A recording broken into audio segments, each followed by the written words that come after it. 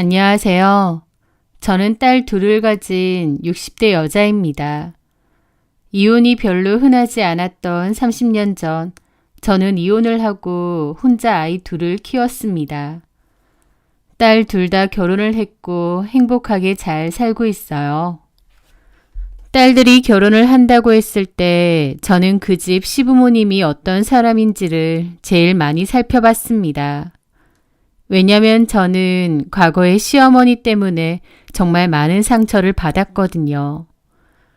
단순히 상처 정도가 아니라 지금 돌이켜 생각해도 너무 화가 나고 분통이 터져서 자다가도 벌떡벌떡 일어날 정도입니다. 그런데 인과응보라는 말이 참 틀린 말이 아닌지 전 남편과 시어머니의 근황을 듣게 되었습니다. 그 얘기를 듣는데 참 기분이 묘하더군요. 본인이 저지른 짓에 대한 대가를 돌려받았다는 게 놀랍기도 하고 묘하기도 하고요. 그러면서 저의 지난 결혼 생활에 대해서 다시 한번 돌이켜 떠올려 보게 되었습니다. 저는 처녀 시절 한 식품회사에서 격리 일을 했었는데요. 같은 회사를 다니고 있던 남자와 교제를 했었죠. 그리고 결혼 허락을 맡으러 그 남자네 집에 갔었고 거기서 그 남자의 어머니, 훗날 저의 시어머니가 될 그 사람을 처음 만났습니다. 어머님은 저보고 결혼하면 바로 애부터 가져야 된다고 하면서 딸은 필요 없고 반드시 아들을 낳으라고 하셨어요. 어머님 본인은 아들을 무려 셋이나 낳았기 때문에 효부라고 자처하면서요. 어머님은 아들 셋을 낳은 게 본인 인생에서 가장 잘하고 의미 있는 일이라고 생각하셨죠. 제 남편은 그 아들 셋 중 둘째였고요. 첫째 아들인 아주버님은 결혼을 안 하셨습니다. 그러니까 둘째 아들의 며느리인 저보고 아들을 낳아야 대를 이을 수 있다고 결혼도 전에 아들 타령을 하신 거죠. 어쨌든 그렇게 저는 결혼을 했습니다. 결혼하고 반년 정도 지났을 때 임신을 했습니다. 그런데 임신하고 나서 얼마 뒤 어머님이 엄청 기뻐하며 그러시더군요. 내가 태몽을 꿨는데 엄청 크고 까만 뱀이 나왔다. 이건 무조건 아들 낳는 꿈이야. 어머님은 아들 낳는 태몽을 꿨다면서 엄청 좋아하셨고 동네방네에 소문까지 내고 다니셨어요. 임신 초기였고 아들인지 딸인지 아직 알 수는 없지만 어머님은 아들이라고 확신하셨죠. 그 모습이 좀 부담스럽기도 했지만 어쨌든 아들 낳는 태몽이라고 하니 그런가 보다 했습니다. 그런데 출산을 하고 보니 딸이었어요. 저희 큰딸인 주영이를 낳은 거죠. 저는 아들이든 딸이든 크게 상관은 없지만 딸도 낳고 싶었기에 좋았습니다. 그런데 아들이 아니라 딸이라는 사실에 어머님의 패악질은 그때부터 본격적으로 시작되었죠. 저한테 원래 새아가라고 부르셨는데 제가 딸을 낳고 나서부터는 야라고 호칭을 바꾸셨습니다. 그리고 쓸모없는 딸을 낳았다고 구박도 서슴지 않고 딸 낳은 주제에 밥은 뭐하러 먹느냐고 뭐라고 하셨죠. 저한테 그러시는 건 얼마든지 참을 수 있었습니다. 하지만 제가 정말 가슴 아팠던 건 따로 있었어요. 어린 저희 딸한테 각종 모진말과 악담을 퍼부으셨거든요. 저는 처음에는 몰랐다가 나중에 딸이 좀 크고 알려줘서 알게 되었습니다. 어머님은 저 몰래 저희 큰딸에게 가서 귓속말을 하며 괴롭히셨대요. 귓속말들은 이랬다고 했습니다. 너는 뱃속에서 남자 형제 죽이고 태어난 년이야. 알아? 너 같은 건 태어나지 말았어야지. 너 말고 아들이 태어났어야지. 이런 식으로요. 고작 4살쯤 되는 딸한테 틈만 나면 귓속말로 그런 말을 퍼부으며 괴롭히셨대요. 어린 마음에도 그게 얼마나 상처가 됐는지 아직도 다 생생하게 기억이 난다고 했습니다. 저는 어머님이 그런 짓까지 하는 줄은 몰랐는데 나중에 딸한테서 듣게 되고 억장이 무너지더라고요. 어머님이 그런 소리를 하다 보니 딸은 어머님이랑 있으면 자주 울었는데요. 어머님은 그러면 아휴, 개집년들은 툭 하면 울어서 싫어. 징그러워 죽겠어. 막 그러셨어요. 근데 딸도 오죽 할머니랑 있기 싫었겠나요. 저는 어머님의 행동들, 막말들이 너무 힘들고 상처도 많았지만 내가 딸을 낳았기 때문에 어쩔 수 없나 보다, 남들도 이러고 사나 보다 생각하며 참을 수밖에 없었습니다. 그러다가 둘째를 임신하게 되었어요. 어머님은 이번에는 꼭 아들일 거라며 또 설레발을 치셨죠. 그런데 둘째도 또 딸이었습니다. 어머님이 하도 닥달을 하니 저도 둘째는 아들이길 바랬는데 딸이더라고요. 그래도 저한테는 귀중하고 소중한 자식인데 어머님은 또 딸을 낳았다고 한바탕 난리가 났습니다. 그러면서 저한테 그러시더군요. 우리 집 태 끊으려고 작정했냐? 너는 제사밥 먹을 자격도 없다. 그러시더니 명절과 제사 때 저와 저희 큰딸에게는 밥도 먹지 말라고 하시더라고요. 저는 그래서 명절이나 제사 때 시댁을 가면 꼭 김밥을 싸들고 가곤 했습니다. 눈앞에서 먹는 것도 꼴보기 싫다 하셔서 저와 딸은 방에 들어가서 김밥을 먹어야 했는데 제 처지가 참 서글프고 딸한테도 미안해서 눈물이 날 때가 많았죠. 하지만 착한 저희 딸은 엄마랑 둘이서 이렇게 김밥 먹는 게 더 좋다고 얘기해 주었습니다. 어머님은 저희 딸들을 싫어했지만 저에게 저희 두 딸은 그 무엇과도 바꿀 수 없는 보물이자 삶의 의미이기도 했어요. 그러던 어느 날이었습니다. 어머님이 대뜸 집을 팔았다며 저희 집에 들어와서 사신다고 하더라고요. 계집년들이 셋이나 되니 그기에 내 아들 눌려 살 것 같다. 내 아들은 내가 지켜야지. 그러시는 겁니다. 참 어이가 없었죠.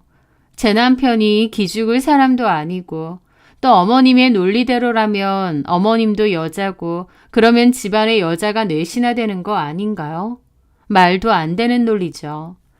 그런데도 자기 마음대로 집을 팔고 저희 집에 들어오시겠다고 하셨어요.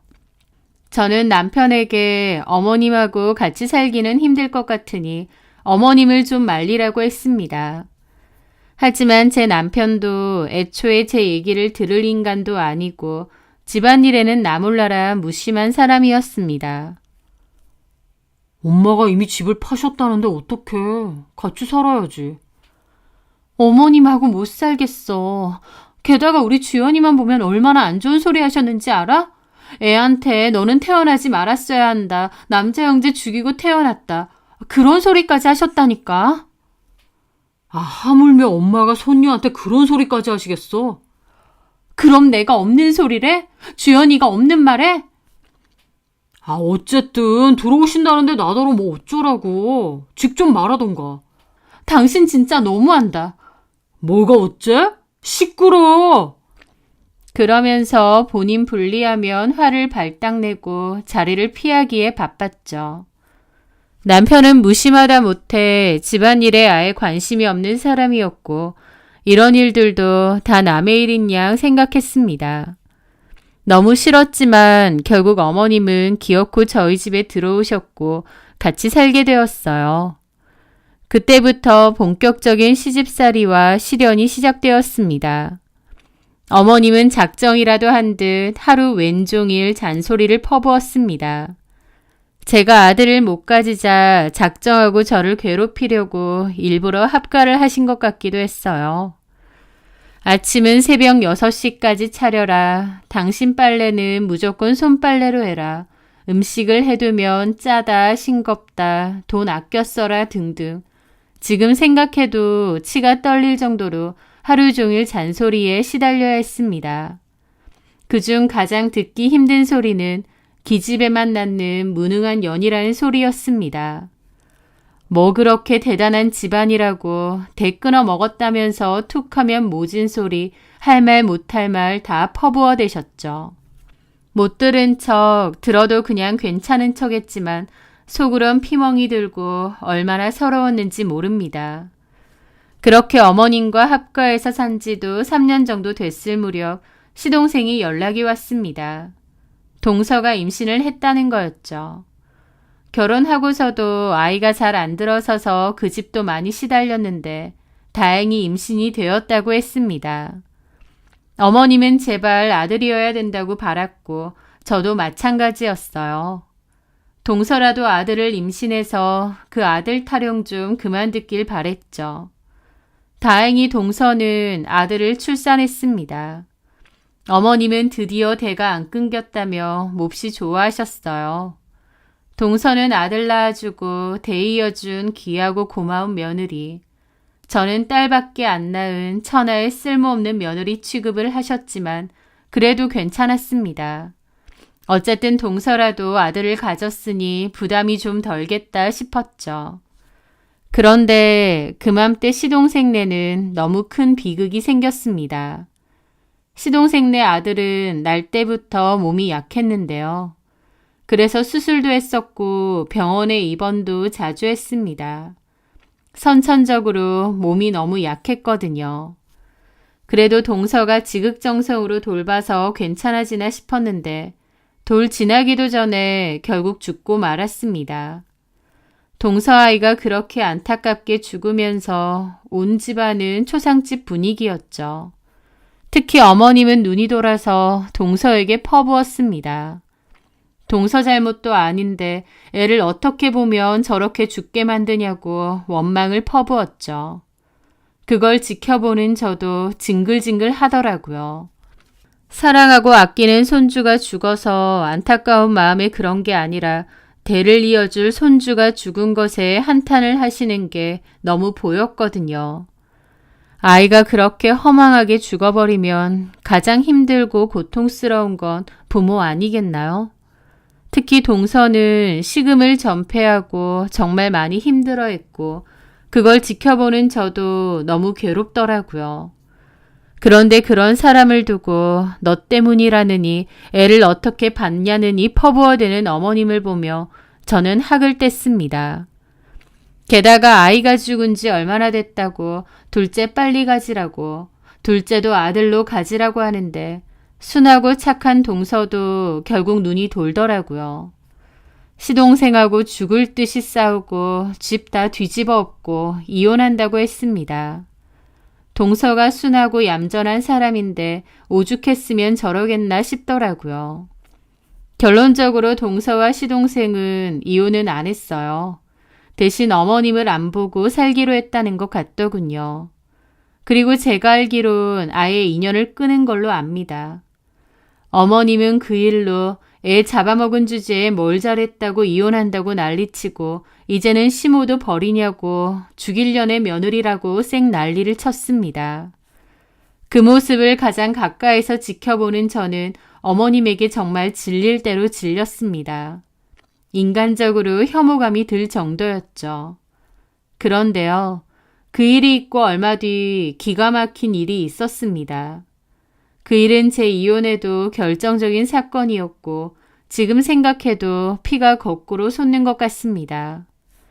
그전에는 애도 둘이나 되는데 혼자 먹고 사는 게 걱정이라서 더러운 꼴 보면서도 참고 살았는데 그 사건을 겪고 나서는 도저히 어머님이랑 못 살겠더라고요. 그 사건이 뭐였냐면요. 그맘때 저희 둘째가 5살이 됐을 때쯤이었습니다. 저희 친정엄마가 허리가 안 좋아서 입원을 하게 되셨어요. 거동이 불편하셔서 제가 오며 가며 간병을 도와드릴 수밖에 없었습니다. 그러다가 둘째가 어린이집에 못 가는 날이라서 어머님에게 저희 둘째를 부탁했어요. 솔직히 저희 딸들을 별로 탐탁치 않아 하시는 걸 아니까 어지간해서는 맡기는 일이 없습니다. 하지만 그때는 저도 여의치가 않더라고요. 그래서 어머님께 부탁을 했죠. 어머님, 저 엄마 병원 금방 들렀다가 3시 전에 올게요. 그때까지만 저희 서연이 좀 봐주세요. 그런데 그날따라 어머님은 웬일로 알겠다고 봐주겠다고 하셨습니다. 평소에는 아이들 좀 잠시라도 봐달라고 하면 싫어하셔서 제가 맡기지도 않았거든요. 그런데 그날은 알겠다고 바로 그러시더라고요. 어쨌든 저는 어머님께 둘째를 잠깐 맡기고 서둘러 엄마 병원에 다녀왔습니다. 그런데 볼일을 마치고 집으로 돌아왔을 때 저는 경악을 할 수밖에 없었습니다. 집에는 어머님은 있는데 저희 서연이가 안 보였거든요. 어머니, 서연이는요? 놓쳤다. 네? 집에 있기 심심하다고 해서 데리고 나갔는데 갑자기 내 손을 확 뿌리치고 달려가는 거야. 어찌나 빠른지 못 따라갔다. 그 말을 듣는데 눈앞이 컴컴해지더라고요. 그게 무슨 소리세요? 그래서 애가 어디 있는지도 모르는데 혼자 집에 오셨다고요? 일단 집에 와서 아범한테 전화를 해야 될 거 아니야. 라고 하는데 제가 보기엔 전혀 아니었습니다. 제가 집에 들어갔을 때 어머님은 그냥 TV를 보고 계셨거든요. 손녀를 잃어버리고 발 동동해서 전화를 하러 온 사람이 아니었습니다. 그 순간 눈이 뒤집히더라고요. 그게 어디예요? 어디에서 잃어버리셨는데요? 아우 깜짝이야. 기차 화통을 삶아 먹었나? 빨리 말하세요. 어딘데요? 언제 그랬는데요? 저쪽 시내 사거리 큰 약국 있는 그쯤에서. 언제요? 모르겠어. 2시간 됐나 3시간 됐나. 라는데 저는 정말 혈압이 올라서 뒤로 나자빠질 것 같더라고요. 진짜 미친 거 아닌가 싶은 겁니다. 저는 정신이 나간 채로 그대로 뛰쳐나갔습니다. 그리고 울면서 사거리 쪽으로 달려갔어요. 그때는 정말 제정신이 아니었습니다. 둘째를 잃어버렸다고 생각하니 제정신일 수가 없었죠. 제가 미친 여자처럼 둘째 이름을 부르고 달려가고 있으니 친한 슈퍼집 언니가 뛰쳐나와서 무슨 일이냐고 하는 거예요. 저는 번화가 쪽에서 둘째를 잃어버렸다고 울고불고 얘기했고 그 언니가 놀라서 저희 남편에게 대신 전화해 주겠다고 남편 회사 이름이 뭐냐고 물어보더라고요.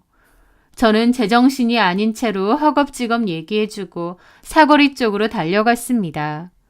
참 고맙게도 그 언니가 회사에 있는 저희 남편에게도 전화해주고 본인도 남편이랑 같이 저희 둘째 딸을 찾으러 나와주었어요.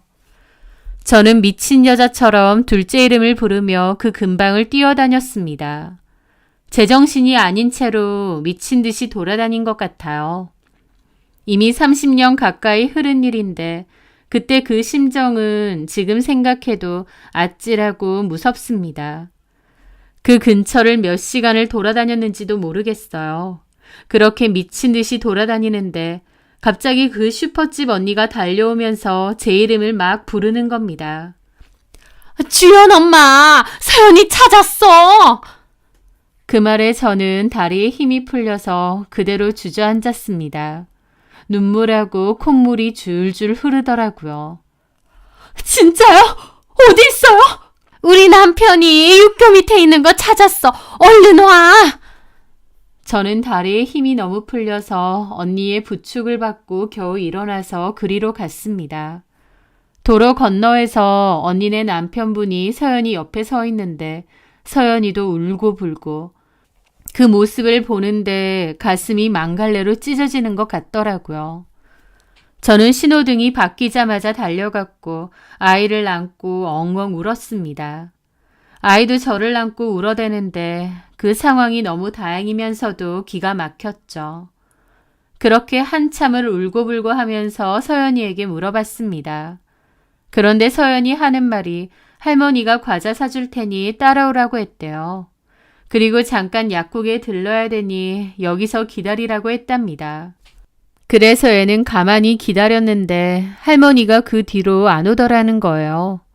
그 어린 딸은 아무리 할머니를 기다려도 안 오니까 할머니 찾는다고 울면서 여기저기 다녔던 겁니다. 그 얘기를 듣고 저는 눈이 돌더라고요. 시어머니고 뭐고 가만 못 두겠는 겁니다. 그 와중에 남편도 저희를 발견하고 와서는 애 찾았네 그러고 있더라고요. 저는 남편에게 니네 엄마 때문에 우리 서연이 영영 잃어버릴 뻔했다고 악다구니를 썼습니다. 남편은 무슨 우리 엄마가 일부러 그랬겠느냐 그 와중에 지네 엄마 편드는데 진짜 콱 목이라도 조르고 싶더라고요. 저는 그 길로 서연이 손잡고 집으로 갔습니다. 집 안에 들어가서 어머님의 그 뻔뻔한 얼굴을 보는데 욕지거리가 치밀더군요. 찾았냐? 어머님 진짜 미치셨어요? 뭐가 어째? 시어머니한테 뭐라고? 애를 길바닥에 버려두고 와요? 당신이 그러고도 할머니야? 저는 눈이 돌아서 소리를 쳤고 남편은 저보고 적당히 하라면서 말리더라고요. 저는 남편을 밀쳤고 어머님은 저 남편한테 폐악질 부리는 거 봐라.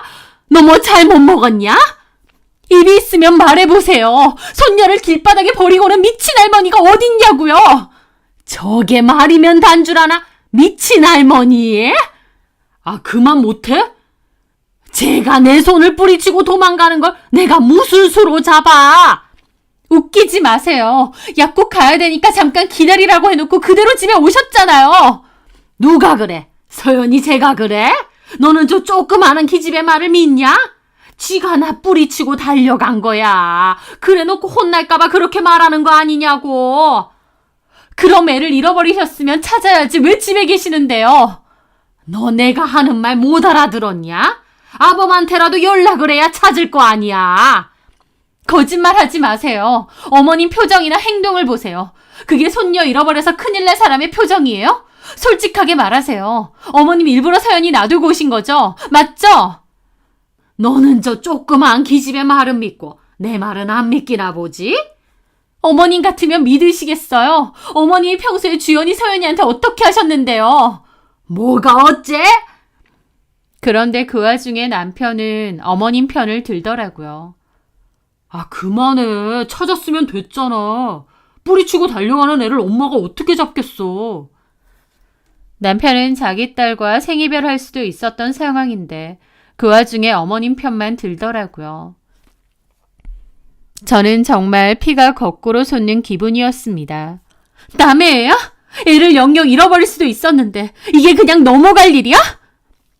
어쨌든 찾았잖아. 그럼 된 거지. 이제 그만 좀 해. 그리고 정서연, 너도 할머니랑 나갔으면 얌전히 따라다녀야지. 왜 할머니 손 뿌리치고 그냥 가면 어째? 라면서 피해자인 저희 딸한테까지 뭐라고 하는 겁니다. 딸이 울면서 안 그랬다고 하니까 뭘 잘했다고 우냐고 뚝 그치라고 화까지 내더군요. 그걸 보는데 저도 더 이상은 못 살겠다 싶었습니다. 치가 떨리더라고요.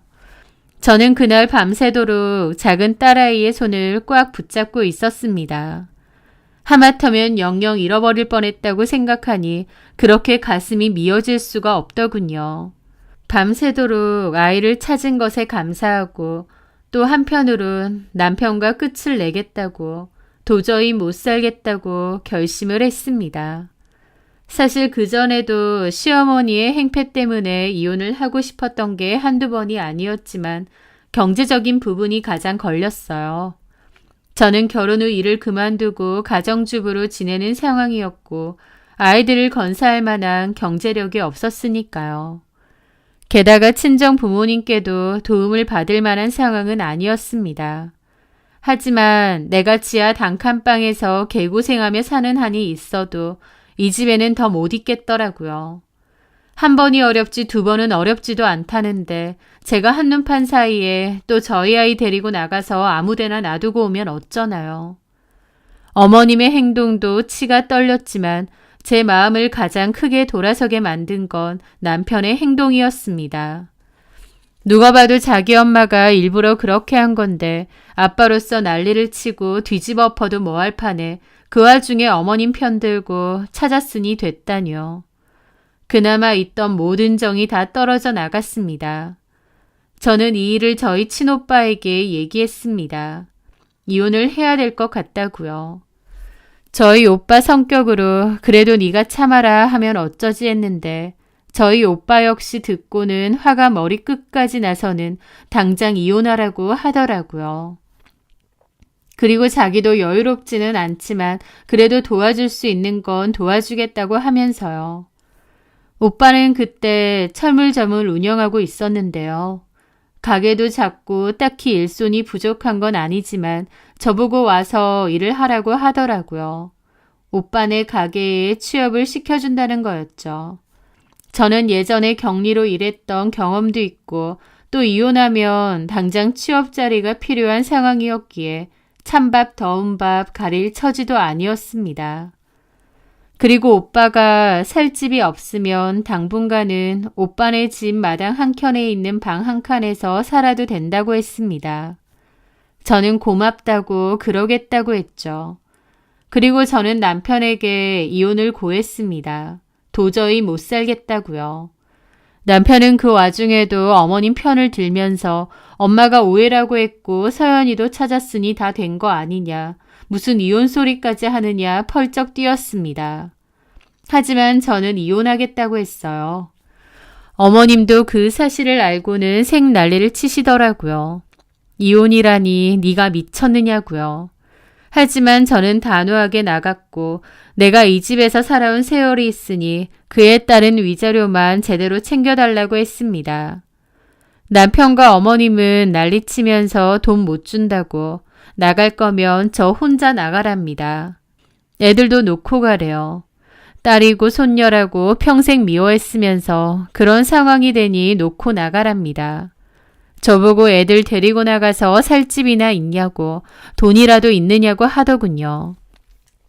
저는 오빠가 도와준다고 했고 내가 이 집에 더 살다간 우리 애들 지도새도 모르게 어머님이 어디 버리고 올 것 같아서 이 집에 못 있겠다고 했습니다. 고성방가가 오갔고 싸우고 난리도 아니었죠.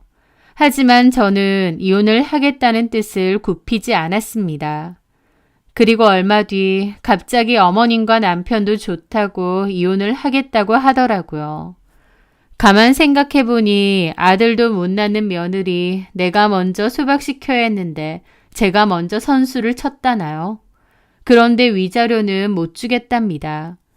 저는 변호사 사무실 이런 데 찾아갈 거라고 했고 법적으로 대응할 거라고 따졌습니다. 그때는 지금보다 정보가 없던 시절이다 보니 잘은 몰랐지만 변호사 사무실에서 이혼 상담도 하고 그런 건 다 알고 있었으니까요. 그렇게 옥신각신했고 저희 오빠까지 나서서 집안 싸움까지 됐습니다. 어쨌든 우여곡절 끝에 만족스럽진 않지만 그래도 위자료 명목으로 돈 조금 받고 이혼을 하긴 했습니다. 양육비 이런 건 바라지도 않고 그냥 그렇게 이혼을 한 거였죠. 엄마 아빠 이혼하는 거라 아이들이 상처를 많이 받으면 어쩌나 했는데요. 나중에 큰딸이 저에게 그러더라고요.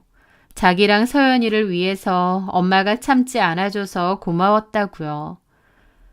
큰딸도 그때 초등학생 정도여서 어렸는데도 자기들을 위해 참지 않아준 저에게 오히려 고마웠다는 겁니다.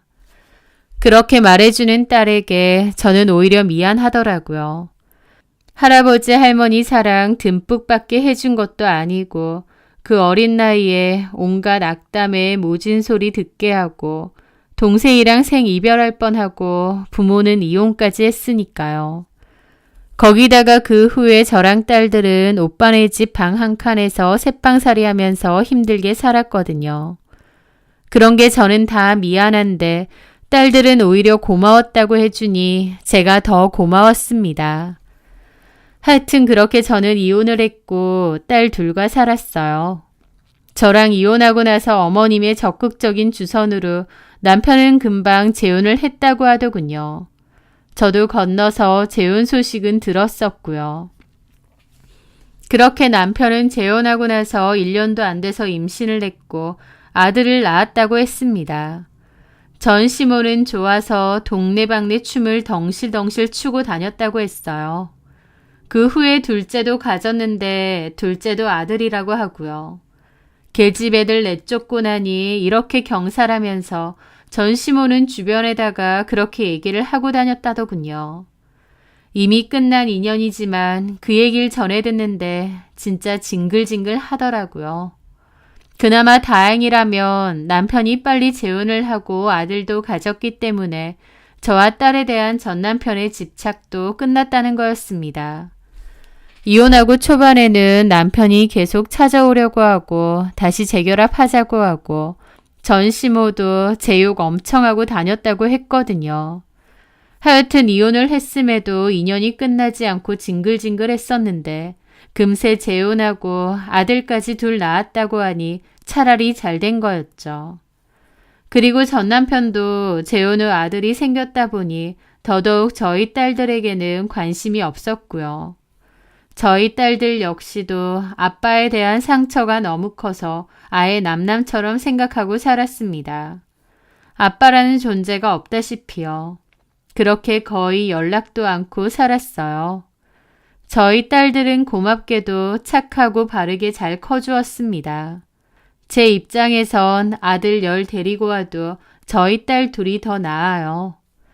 딸들은 공부도 열심히 했고 학교도 좋은 데 나왔습니다.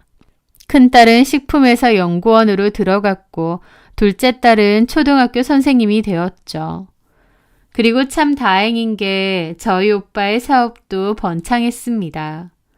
꾸준한 건설붐이기도 했고 건설 공구나 자재들을 납품했던 오빠의 철물점도 점차 규모가 커졌죠. 그 덕분에 작은 동네 철물점이었던 오빠 가게는 나중에는 2층 규모의 큰 공구점이 되었습니다. 저도 거기서 20년간 오빠의 일을 도왔고요. 처음에는 오빠네 새빵살이로 시작했지만 그 후에는 따로 전셋집을 구해서 독립도 하고 집도 조금씩 키워갔습니다. 지금 사는 집은 26평의 30년 정도 된 아파트인데요. 딸들 시집 보내고 저 혼자서 살기에는 차고 넘칩니다. 첫째 딸이 먼저 결혼하고 둘째 딸도 결혼할 때쯤이었어요. 그때 갑자기 전 남편에게서 연락이 왔더라고요. 첫째 딸 결혼할 때도 전 남편에게 알리지 않았습니다.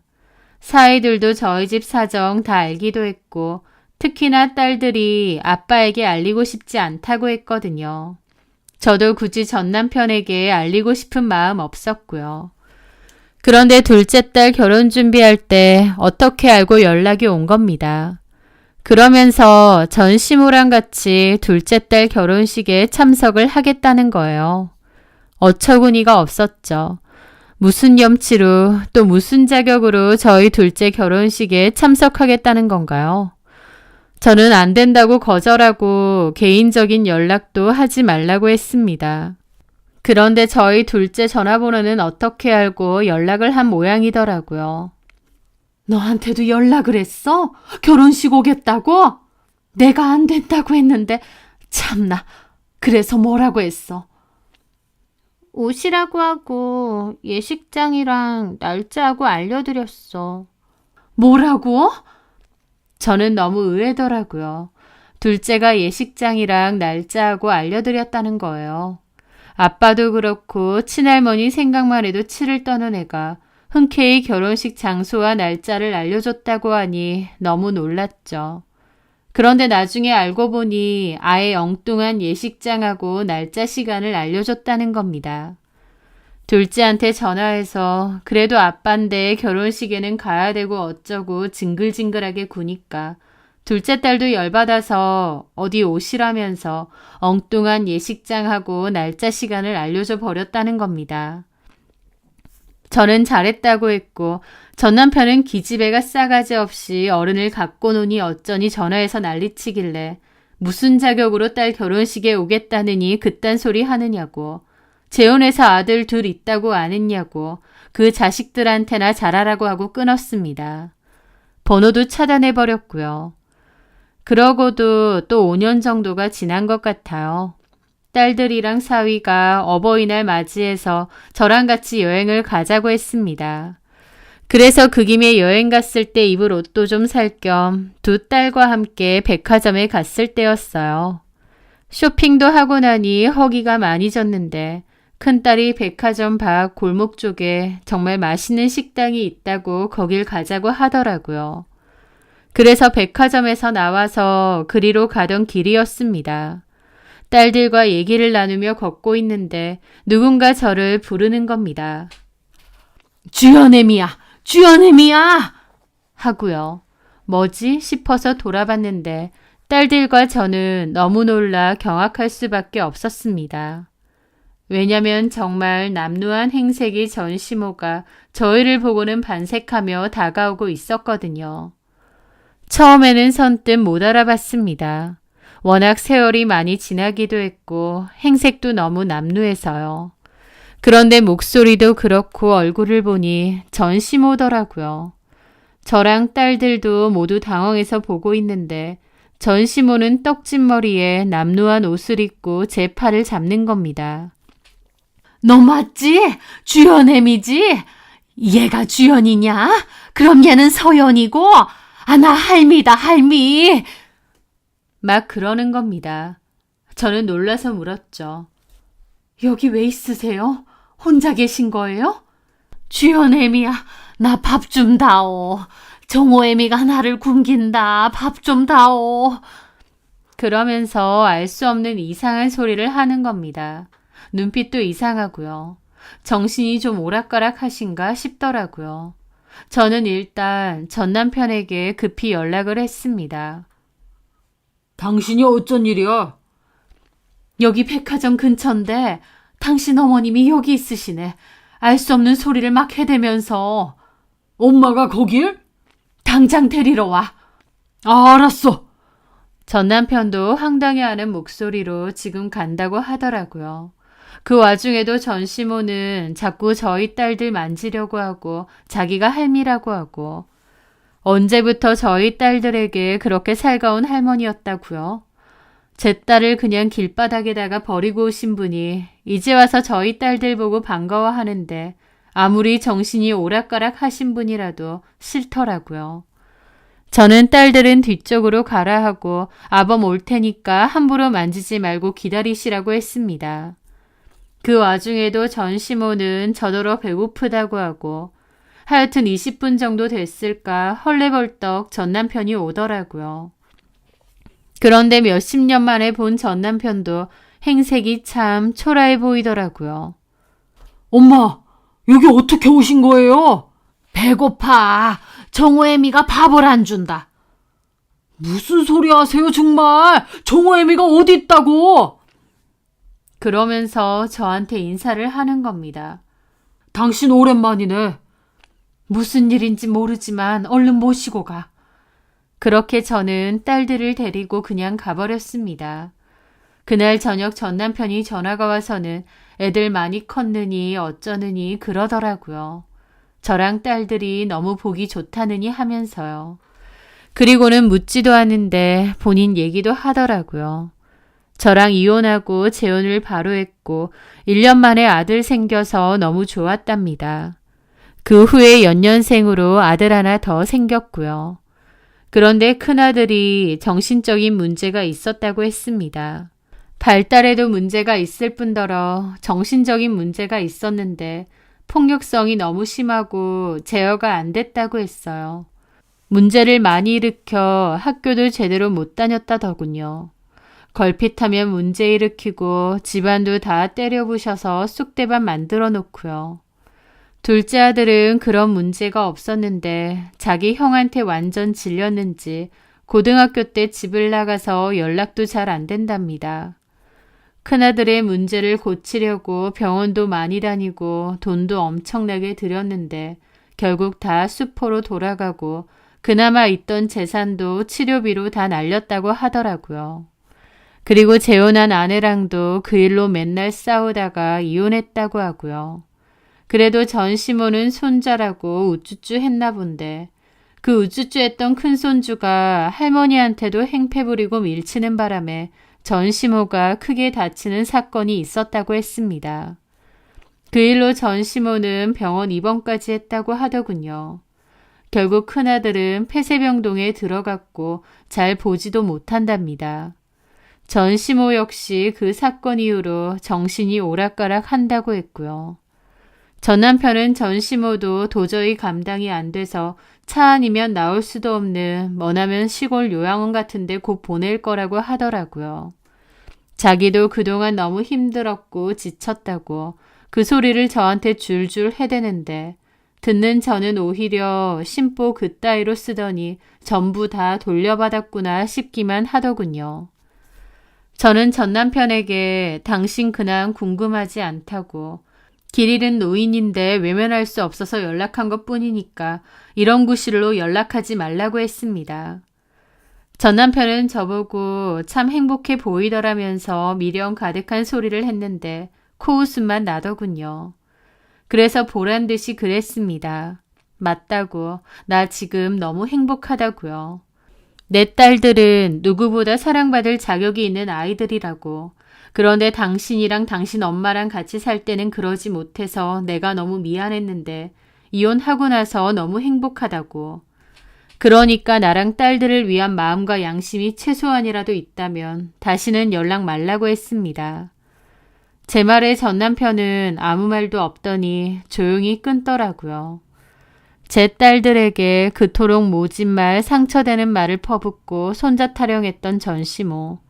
결국 동네방네 춤까지 추면서 기뻐했던 손자였는데 그 손자에게 맞아서 병원 신세지고 아들조차도 찾아가지 않을 머나먼 요양원으로 쫓겨날 신세가 되었네요. 제 딸을 길바닥에 버리고 왔던 그 매정한 전시모는 결국 모두에게 외면받을 운명이 아니었나 싶습니다.